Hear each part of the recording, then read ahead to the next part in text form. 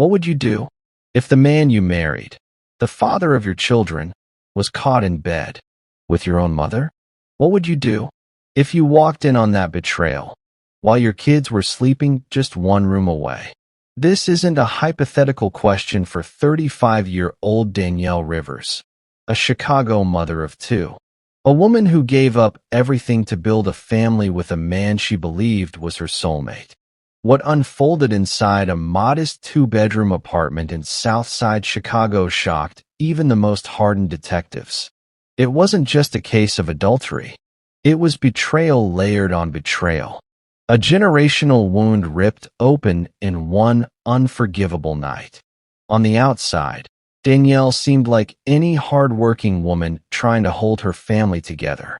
She worked part-time as a receptionist at a neighborhood dental clinic, while juggling parenting, bills, and a rocky marriage to her husband, Marcus, a man known in the community for his charm, his swagger, and unfortunately, his wandering eyes.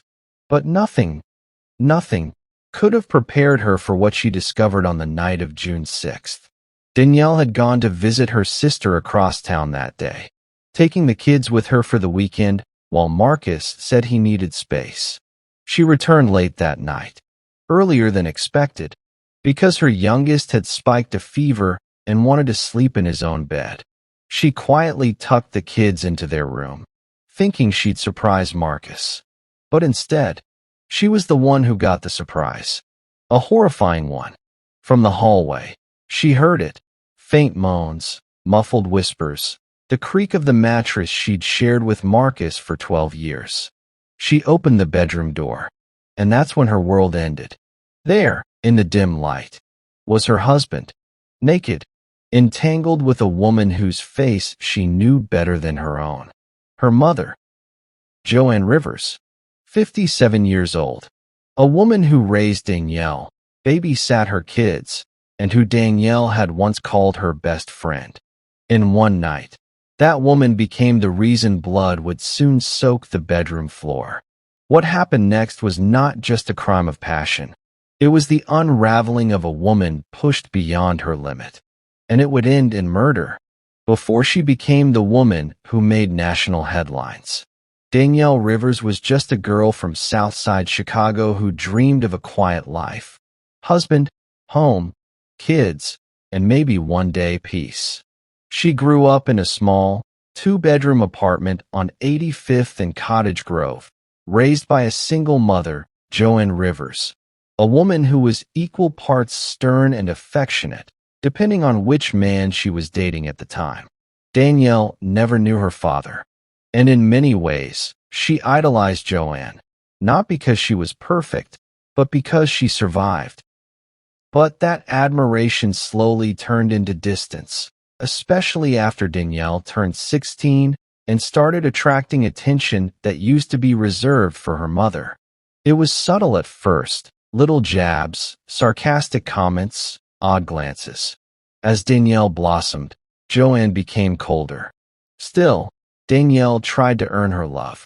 She became the responsible one, the helper, the daughter who stayed home instead of partying, just to keep the peace. Then came Marcus. She met him at a bus stop when she was 22. He was 28 at the time, charming, smooth-talking, with the kind of confidence that made women lean in. He had just started working security at a nearby nightclub. Danielle was shy, reserved, but he made her feel seen, protected, desired. They got pregnant within 6 months. Her mother was livid.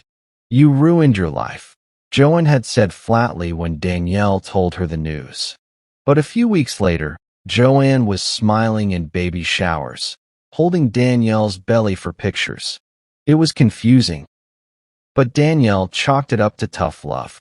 Marcus and Danielle eventually moved into their own place, trying to build something real. But Marcus had flaws: cheating, lying, disappearing for hours without explanation. Danielle forgave him more times than she could count. Why?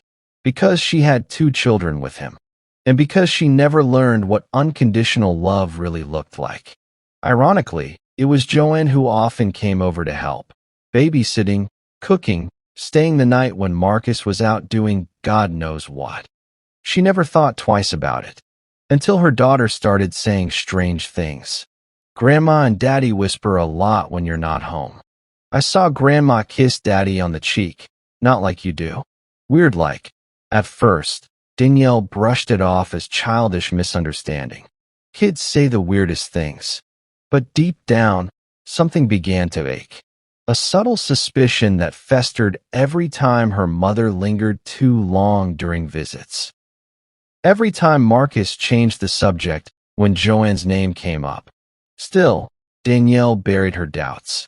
Because facing the truth would have meant facing a betrayal she couldn't survive. She didn't know then that her instincts weren't just right. They were 2 years too late. By early 2023, Danielle had become an expert at pretending things were okay. She smiled at PDA meetings, posted filtered family photos on Facebook, and even laughed at Marcus's tired jokes at dinner. But inside, she was dying. The doubts, once whispers, had become screams. And no matter how hard she tried to ignore them, something didn't add up. It started with a phone bill. Danielle noticed repeated late-night calls between Marcus and Ma. Oddly, they didn't appear during the months Joanne wasn't visiting. But whenever her mother was in town, the late-night calls disappeared. Then came the perfume. Joanne's perfume, strong, floral, and unmistakable, began lingering on Marcus's clothes. Long after Danielle had come home, she asked him about it once. He brushed it off. Your mom hugged me goodbye. What's the big deal?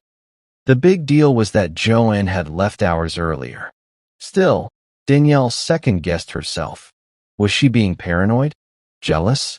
Was her trauma from Marcus's past affairs now bleeding into her relationship with her own mother? She didn't want to believe what her gut was screaming. But her daughter's drawings made denial impossible. One evening, while cleaning up, Danielle stumbled upon a crayon sketch folded under her daughter's pillow. 2 stick figures were holding hands in a bed. One was labeled Grandma. The other said Daddy. No, no, no, no. Danielle stared at it for minutes that felt like hours. She didn't cry. She didn't scream. She just folded the paper, put it in a drawer, and told herself, you're going to find out the truth. All of it. That same night, Danielle installed a small motion-triggered camera in the hallway, hidden in an old teddy bear. She told herself it was just to protect the kids. But deep down, she was preparing for war. Over the next few weeks, she kept her movements calm, controlled. She acted like the loving wife, the dutiful daughter. She even invited Joanne to stay for the weekend, claiming she had a work shift that ran late. What she really had was a plan. Friday, June 6th, 2023. Danielle packed the kids and went to her sister's place. She told Marcus she'd be gone until Sunday.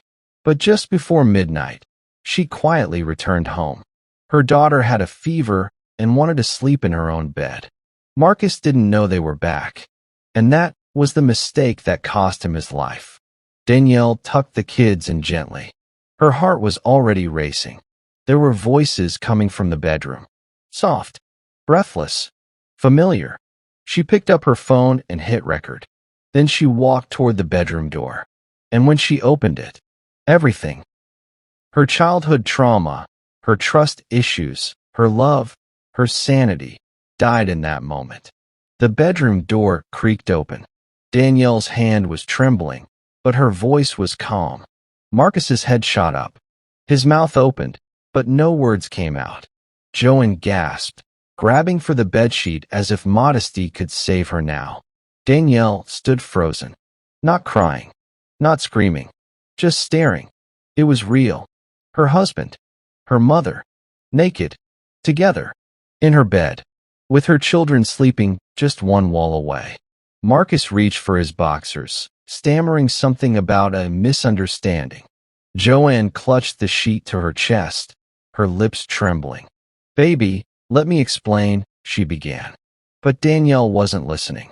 She turned away, walked out of the room, slowly, silently, and made her way to the kitchen. She opened the drawer where she kept the paring knife, the one she used to cut fruit for her children. She gripped the handle and walked back to the bedroom. This time, she didn't knock. She didn't speak. She lunged. The first stab caught Marcus in the chest. He screamed, stumbling back onto the mattress, blood already soaking the sheets. Joanne shrieked, scrambling off the bed, slipping on the blood-slicked floor.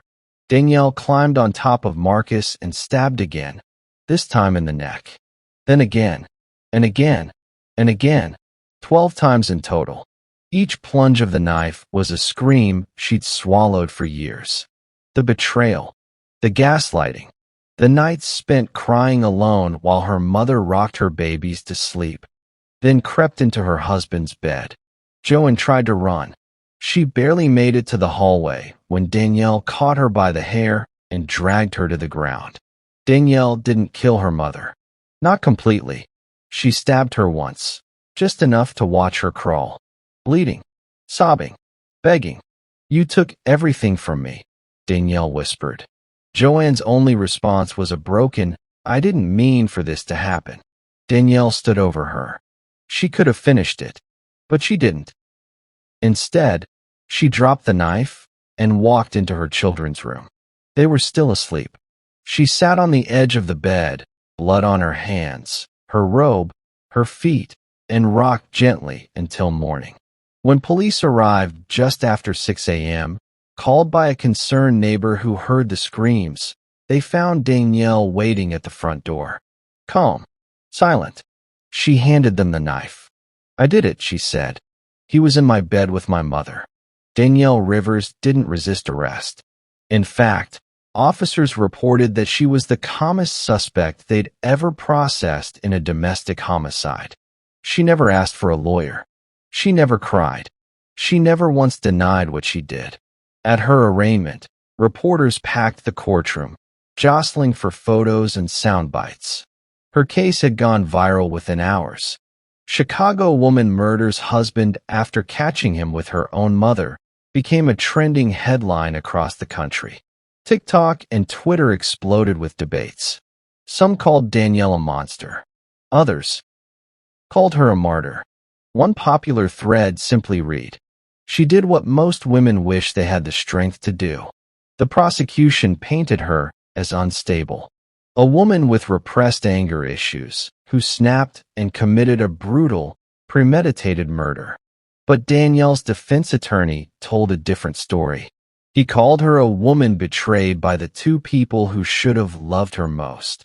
A court-ordered psychiatric evaluation diagnosed her with complex PTSD, triggered by years of emotional abuse, betrayal, and unresolved childhood trauma at the hands of her mother. Joanne survived the stabbing. She testified from a wheelchair, neck in a brace, face pale as she avoided her daughter's gaze. Her statement was chilling. "I made a mistake," Joanne said, voice shaking. "I never thought it would come to this. But I didn't deserve to be butchered." Danielle didn't flinch. She only spoke once during the trial. "I gave my life to those two people," she said. "They took mine from me long before I took his." After a 3-week trial, the jury deliberated for just 5 hours. The verdict: guilty of voluntary manslaughter, not first-degree murder. She was sentenced to 18 years in prison, with possibility of parole in 9.